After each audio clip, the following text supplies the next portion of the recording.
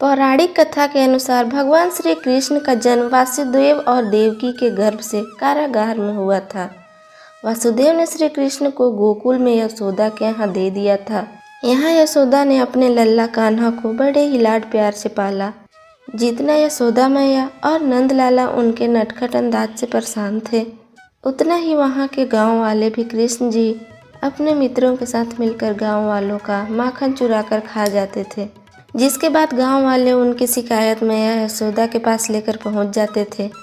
इस वजह से उन्हें अपनी मैया से डांट भी खानी पड़ती थी।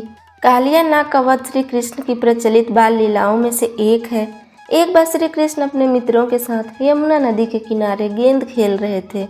अचानक गेंद यमुना नदी में चली गई और बाल गोपाल के सारे मित्रों ने मिलकर उन्हें ही नदी से गेंद लाने को भेज दिया।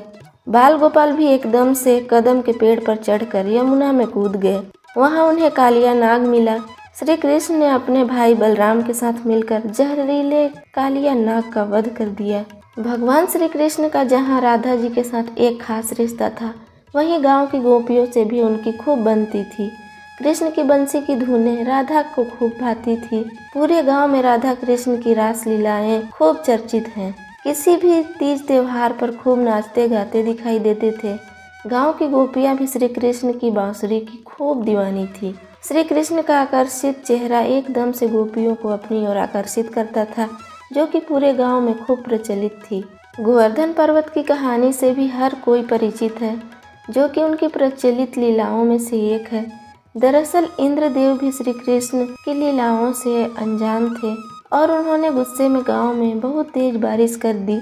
गांव वालों को बचाने के लिए श्री कृष्ण ने गोवर्धन पर्वत को अपने एक उंगली पर उठा लिया और सभी मथुरा वासियों को उनके नीचे शरण दे दी।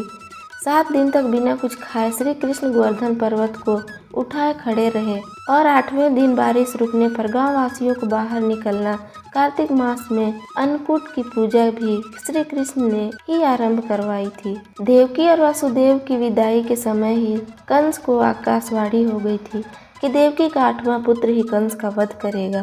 इसके बाद से कंस ने कई प्रयास किए ताकि 8वें बच्चे को धरती पर न आने दिया जाए, लेकिन भगवान विष्णु ने ही कंस के वध के लिए श्री कृष्ण का अवतार धारण किया था। कंस ने भी श्री कृष्ण को मारने के लिए कई उपाय अपनाए, लेकिन वे सभी में विफल रहा। श्री कृष्ण और बलराम के अद्भुत पराक्रम को देखकर कंस ने उन्हें एक पहलवान के हाथों मरवाना तय किया। इसके लिए कंस ने श्री कृष्ण और बलराम को पहलवान से लड़ने के लिए आमंत्रित किया, लेकिन उन्होंने उस पहलवान को मार दिया और कंस का भी वध कर दिया। वासुदेव और देवकी को कारागार से मुक्त करवाया। कंस के वध के बाद श्री कृष्ण और बलराम शिक्षा के लिए अपने गुरु के आश्रम चले गए। कुछ दिन श्री कृष्ण ने द्वारका में ही बिताए।